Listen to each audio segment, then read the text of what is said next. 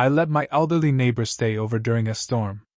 In the morning, she claimed my house as hers and changed the locks. Through the windows she whispered, "No one will believe you. I've lived here longer." I called the police, but when they arrived she handed them a document that made my blood run cold. I never thought I'd be the kind of person to get conned out of their own house. I always thought people like that were gullible or careless. But now I know, sometimes it doesn't matter how careful you are. Some people are just evil. And if they're smart enough, patient enough, they can ruin your life right under your nose. I live in Springfield, Missouri. Lived there my whole life. The house I'm talking about was passed down to me from my uncle, Thomas. He didn't have any kids. I helped him when he got sick and stayed with him during hospice.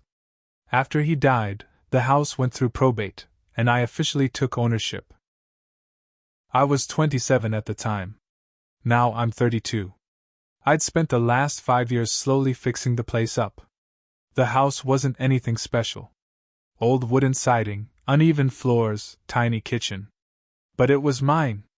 And I loved it. My neighbor, Mrs. Pierce, lived next door the entire time. She was this small, hunched woman with wispy gray hair and the kind of voice that sounded like it belonged to a Sunday school teacher. We were friendly.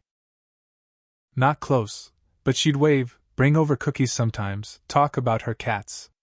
Her house looked like something out of a fairy tale. Wind chimes everywhere, lawn gnomes, flowers even in the winter. I never had a reason not to trust her. Last fall, in October, we got hit with one of the worst storms I'd seen in years. Wind howling like a train, rain so loud you couldn't hear the TV, trees bending like rubber. I lost power around 8:45 p.m. I was lighting candles when someone knocked on the door. It was Mrs. Pierce. She was soaked head to toe. She looked scared, shivering under a soaked wool blanket. She said her power was out, and she didn't feel safe alone. I told her to come in. I gave her a towel, got her some tea, and told her she could stay in the guest room. She was calm, polite, and thanked me at least a dozen times. We sat and talked for a bit. She told me about her daughter in Idaho, said she couldn't reach her. Said her cats were nervous. Said she was worried she wouldn't make it through the night. She didn't seem dangerous. Just old. Tired. Lonely. I went to bed around 11:30.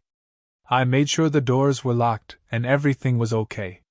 I figured she'd leave in the morning once things cleared up. When I woke up, the sun was out. I went downstairs, and the door was wide open. That was the first sign something was wrong.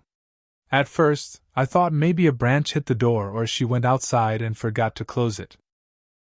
But when I stepped outside, I saw a locksmith van pulling away from my driveway. I ran after it, but it turned the corner and disappeared. I tried my front door again. Locked. That's when I realized I couldn't get in. My keys weren't in my pocket. My phone was gone too.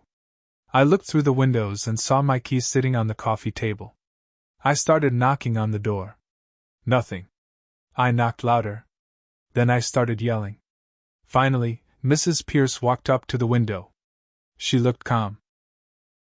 Too calm. She pressed her face to the glass and whispered, "No one will believe you. I've lived here longer." I felt this cold chill go through my body. I told her to open the door. She just smiled and walked away. I had no idea what the hell was happening. I thought maybe she was confused or having some sort of mental breakdown. I called the cops from the gas station a few blocks away. When they showed up, I told them I owned the house, that she was just staying over because of the storm. They knocked on the door, and she let them in. I wasn't allowed inside. I stood out there for 20 minutes while they talked. Then one of the officers came back out with a manila folder. Inside was a deed. A real-looking document. Said the house was hers. It was signed and stamped. Margaret E. Pierce. My heart sank. I told them it wasn't real, that I had the will, the documents from probate, pictures, proof. They told me I needed to go to the station and bring the documents. Until then, they couldn't remove her. She had something on paper and I didn't. Everything I owned was inside that house. My ID, my phone, my laptop, even the damn garage clicker. She had locked me out of my own life. I stayed in my truck that night. It got cold. I couldn't sleep. My head was spinning with how this could even happen. Next morning, I went to my friend Derek's place. He let me stay on his couch while I tried to get things sorted. I called the county office and pulled every record I could. That's when I found it. A quitclaim deed filed 3 weeks earlier, transferring ownership of the house from my uncle to Mrs. Pierce. Problem was, my uncle had been dead for 5 years. So either someone forged his name, or there was something worse going on. I hired a lawyer. I had to. This wasn't just a crazy old lady anymore. This was criminal. We submitted a motion to contest the deed. I gave the lawyer everything I had. Photos, videos of me working on the house, mail addressed to me, even the security footage from my front porch that uploaded to the cloud before the power went out. A few days later, Mrs. Pierce submitted a response. In it, she said I'd been living in the house illegally, that I had moved in after her brother died, my uncle, and refused to leave. She claimed I manipulated her into signing papers, and that she'd finally decided to take her home back. She accused me of elder abuse. That blew up everything. Now I wasn't just trying to prove I owned the house, I had to fight claims that I was some predator who had taken advantage of a sweet old lady. She even got a restraining order against me. Said I harassed her. Said I threatened to kill her cats. What cats? I wasn't allowed to go near the house. Couldn't step on the property. She had all my things, all my records. And somehow, she was winning. Then Derek called me one afternoon. He sounded weird. Dude, there's a U-Haul in your driveway. And there's people moving your stuff. I rushed over. Sure enough, there it was. 2 younger guys, mid-20s maybe, hauling boxes out of my front door. One of them had my stereo. The one my dad gave me. Mrs. Pierce was standing in the driveway, sipping iced tea. I called the cops again. When they showed up, she gave them copies of the restraining order and told them I was violating it. That I'd shown up to intimidate her. The officers told me I needed to step back. I told them to check their system. I had just gotten an email that morning from the county clerk. The quitclaim deed was flagged for possible fraud. They were putting a hold on everything. Finally, one of the officers actually took a minute to read it. He made a few calls. The other one went inside. When he came back out, his face was pale. He pulled me aside and handed me an envelope. Inside was a photo of me. Sleeping. In my bed. From the doorway. I hadn't taken that picture. And I had never seen it before. Turns out, Mrs. Pierce had been watching me for months. Maybe longer.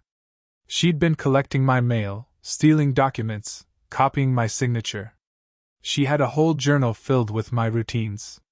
Times I left for work, when I mowed the lawn, what I ordered for dinner. She had a file on me. This wasn't about the house anymore. This was something else. She wanted to destroy me. And it was working.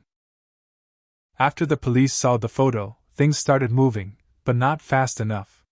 They let the movers go and told Mrs. Pierce to stay inside while they contacted a detective. But she didn't look worried. She didn't even look angry. She looked satisfied. Like she wanted to get caught. The next day, my lawyer got a call from a detective named Ramos. He said they were opening an investigation into Mrs. Pierce. The journal and the forged deed were enough to take a closer look. I thought that meant I'd be back in my house soon. I was wrong. 2 days later, my lawyer told me that Mrs. Pierce had filed a new lawsuit. She was claiming that I had been trying to scam her out of her inheritance. Her new story? That my uncle, Thomas, was her brother, and that he promised her the house years ago. She said the will I had was fake. That I'd tricked a dying man and stolen her family home.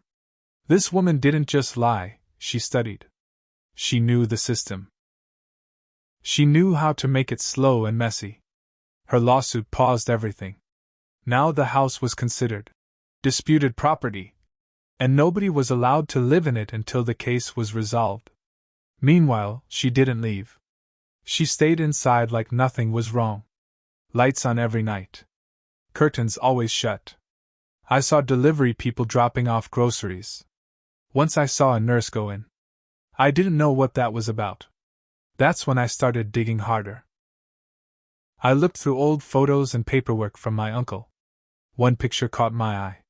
It was a black and white photo of my uncle at a family barbecue, maybe 20 years ago. Next to him was a woman who looked just like Mrs. Pierce. I asked my mom about it. She told me that was Margaret Pearlson, my uncle's ex-girlfriend. She had a breakdown after he broke up with her. Disappeared from town. My uncle never told me about her. But the name stuck. Pearlson. Not Pierce. I went to the records office and pulled everything I could. I found no marriage license. No sibling connection. Nothing. But I did find one thing, a restraining order from 1994. My uncle had filed it against Margaret Pearlson. Said she broke into his house, stole photos, slashed his tires. He said she believed they were still together even after he moved on. That's when it all clicked. She wasn't his sister. She was a stalker. An obsessed ex. And she'd come back after he died. To claim what she thought was hers. I took all this to my lawyer. He couldn't believe it. We added it to our case. But even with proof, the court process dragged on. Then something else happened. Derek got a call from his cousin, who works at a storage unit company. He said a woman matching Mrs. Pierce's description had rented a unit there and paid for 6 months in cash. Derek and I went down there, showed the manager the police report, and asked if we could check the unit. He said we needed a warrant. But while we were standing in the office, we saw her. She was across the parking lot, dragging a cart of boxes. She didn't see us at first. But when she did, she stopped. Just stared. She didn't run. Didn't yell. Just slowly turned around and walked back the other way like she'd done nothing wrong. Derek followed her to her car while I called Ramos. She drove a beat-up Buick, plates registered to Margaret Pearlson. That gave the detective what he needed. He filed for a warrant to open the storage unit. What they found inside made everything worse. Boxes full of photos, of me. Old ones, recent ones, photos taken through windows, some from inside the house. Notes about where I worked, who I talked to. One whole binder with clippings from the local paper about my uncle's death and the probate case. There were also several legal forms. Deed templates. Notary stamps. A driver's license with her photo and the name, Margaret Avery, my last name. She had been building a life on paper as if she was part of my family. Detective Ramos called me in. He told me it wasn't just fraud anymore. She was under investigation for stalking, forgery, trespassing, and identity theft. But even then, they couldn't arrest her yet. She had a lawyer now. Some slimy guy named Kevin Lang. He started spinning the story to the media. Said she was an old woman fighting for her rightful home. He told a local news station that I was a man with no blood ties to the property, and that I had used lies and tricks to steal her inheritance. The headline they ran? Elderly woman battles alleged squatter for family home. No one even called me to check the facts. That article made everything worse. Strangers online started sending me threats. I got a message from someone saying I was a low-life thief abusing an old lady. Another one said I should be ashamed of myself. Meanwhile, Mrs. Pierce, or Pearlson, whatever, was still in my house.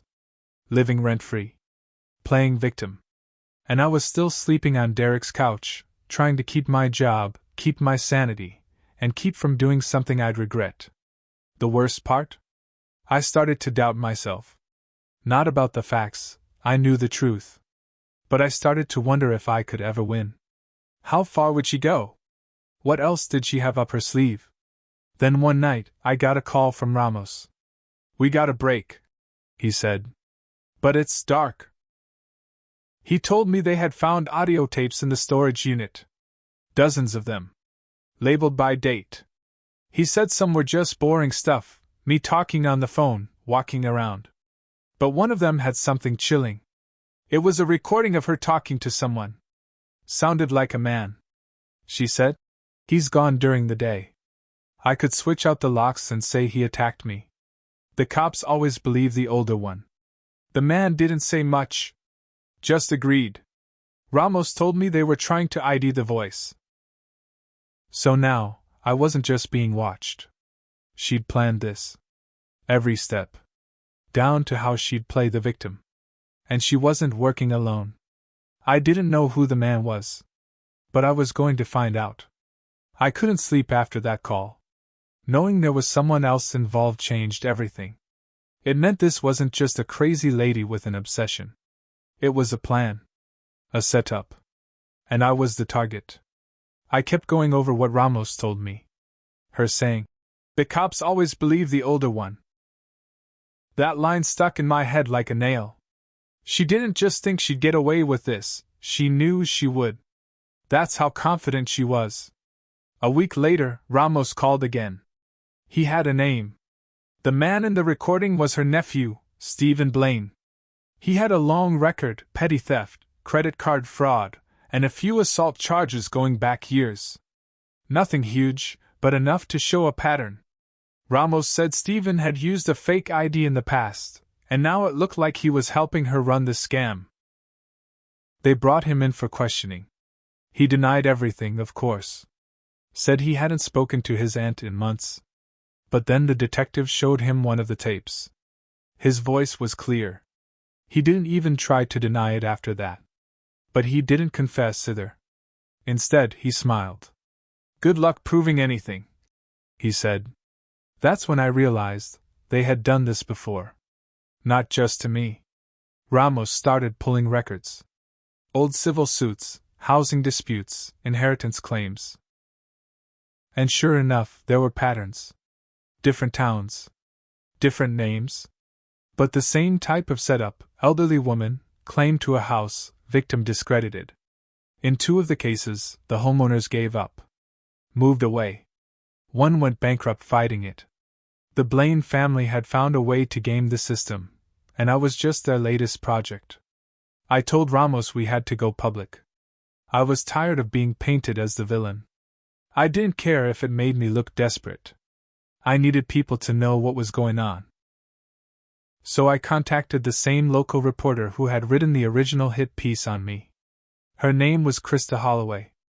I sent her everything: documents, police reports, the audio clips, photos, the journal, everything. At first, she didn't respond. Then, 3 days later, she showed up at Derek's house. "I owe you an apology," she said. She'd looked into it. Verified the deed fraud, the journal, even found someone else who said they'd been targeted by Mrs. Pierce, back in Wichita, Kansas. Same trick. They didn't push back hard enough. Just walked away. Krista said she wanted to do a follow-up story. The truth this time. I agreed. She ran it that weekend. Exposed, the sweet old lady running a cross-state property scam. It exploded. People online started digging. More victims came forward. A woman in Oklahoma said Mrs. Pierce had once posed as a retired nurse and tried to get power of attorney over her neighbor. Another person in Arkansas said Stephen had offered to help manage their property taxes, and then filed a quitclaim deed under his own name. Within a week, the case got too big to ignore. Local news picked it up. Then regional. That's when things got weird. The day after the article went viral, my truck was broken into. Nothing was stolen, except the envelope I had tucked under the seat with my original house photos and printed emails from the county clerk. The thief didn't touch the radio or my tools. Just that envelope. That same night, Derek's tires were slashed. No note. No warning. Just 4 tires, all cut open. Ramos said he couldn't prove it was connected, but come on. Who else? Stephen disappeared the next day. Just gone. Phone disconnected.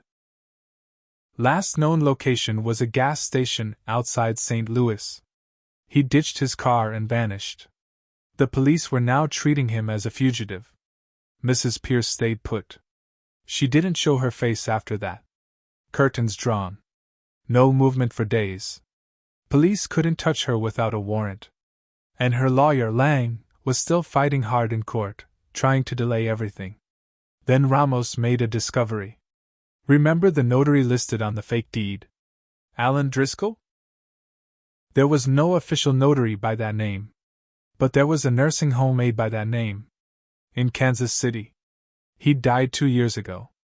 His notary stamp had been stolen. Guess who used to work at that nursing home?